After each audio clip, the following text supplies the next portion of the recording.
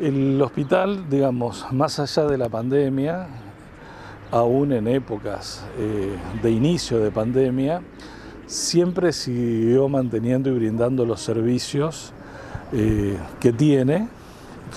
La diferencia estuvo marcada que, por ejemplo, algunas cirugías se suspendieron, algunos servicios como ser consultorio prácticamente también en algún momento. Los CAPS siempre siguieron funcionando.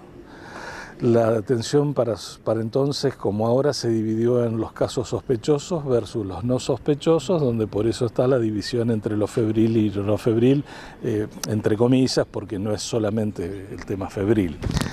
Después se fueron, en la medida de la evolución epidemiológica de la pandemia, se fueron readaptando los servicios que se fueron brindando. Así que ahora, bueno, han retomado las consultas y las cirugías, más allá de la urgencia y de lo oncológico, que nunca dejó de suspenderse, empezaron a hacerse las programadas. Es cierto que uno debe muchas veces recibir reclamos que son válidos, ¿sí?, que son justos, porque hay cirugías pendientes de mucho tiempo que no entraron en el plano de la urgencia y teníamos órdenes directas de suspender, y después esto se acumula y genera las demoras.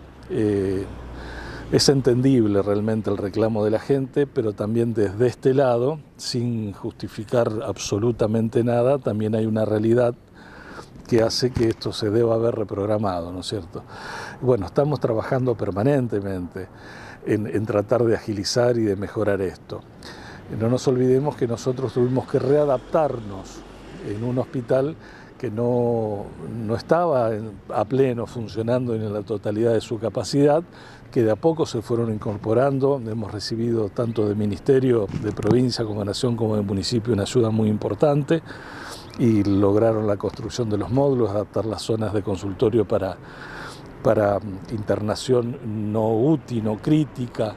Se fueron generando los circuitos de circulación para protección del personal, los vacunatorios, o sea, en fin, los vestuarios, los baños, hay un montón de infraestructura y de circuitos y de planificación que se fue logrando en el tiempo, y todo eso nos permitió, gracias a Dios, poder asistir a la parte tanto COVID como no COVID sin colapsar, excepto algunos días donde tuvimos internados en los pasillos. Vos fíjate que me estás hablando y preguntando fuera de COVID, es imposible separarlo a veces, porque esto a la pandemia ha condicionado muchísimo. Hay un antes y un después.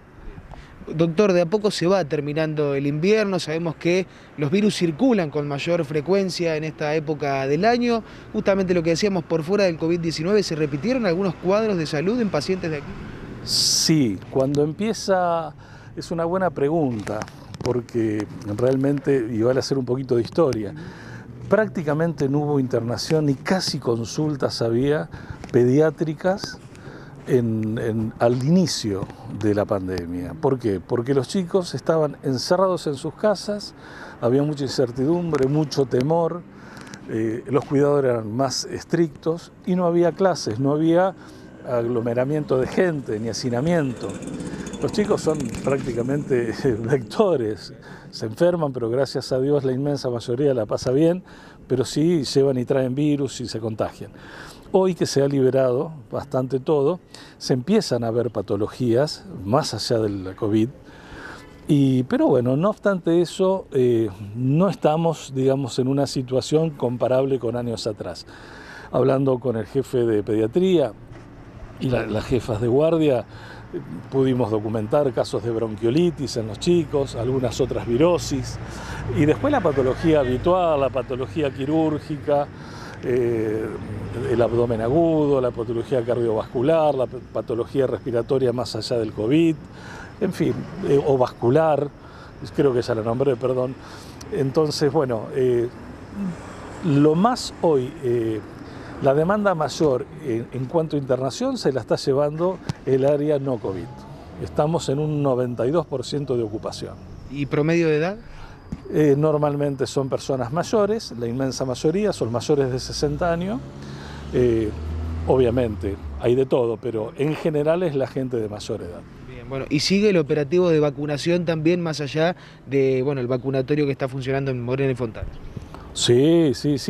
El calendario obligatorio y gratuito, que es un programa nacional, provincial, eso sigue. Y hasta ahora no tenemos, hoy por ejemplo, porque esto lo hablé con la referente de vacunación, todos los días nos comunicamos para ver cómo estamos y hablamos justamente de esto. Hay disponibilidad de todas las vacunas contempladas en el calendario, desde el momento en que nació la criatura hasta el adulto. Fiebre hemorrágica argentina había sido quizá un problema por ese brote que había surgido. ¿Cómo se siguió manejando? Eso se le dio parte, obviamente, tomó parte Secretaría de Salud del municipio, siempre trabajando con nosotros. Gracias a Dios no volvimos a tener diagnósticos acá de nuevos casos de fiebre hemorrágica. Se estableció la vacunación, se hicieron campañas donde se vacunó, yo recuerdo en Plaza Dos Manos, en varias oportunidades, y bueno, vacunas disponibles de fiebre hemorrágica ahí tenemos. Por último, bueno, consultar la cuestión del servicio de pediatría en el hospital, cómo se ha manejado en los últimos días atendiendo algunos reclamos. Bien, exacto, yo creo que lo hemos hablado, me parece, anteriormente. Hemos tenido una solicitud de un grupo de madres, de las cuales hemos hablado con 3 o 4 por una cuestión de protocolo, no podemos atender a todos. Nos plantearon su inquietud, su preocupación, su problema, su angustia, de un modo muy amable, muy amigable, a lo cual obviamente uno no tiene más que entender y que reconocer la ausencia fundamentalmente del fin de semana, sábado y parte del domingo, de pediatría. Tuvimos hace 2 días atrás, hoy es viernes, el miércoles exactamente, una reunión con el jefe de zona, con algunos pediatras y nosotros en Alsec, donde tiramos la problemática para buscar soluciones. Tenemos un horizonte prometedor en cuanto a conseguir recurso humano para cubrir esas guardias y mientras tanto una estrategia de consultorio de demanda espontánea para poder satisfacer la necesidad de los fines de semana. Hay varias cosas por hacer, no es tan sencillo, esto no se puede lograr de un día para el otro, porque hace falta el recurso humano y el consenso de la gente. Pero yo creo que esto lo tenemos que pensar o plantear como una unidad. Así que bueno, estamos realmente más que preocupados, porque preocuparse sirve de muy poco, estamos ocupándonos de esto.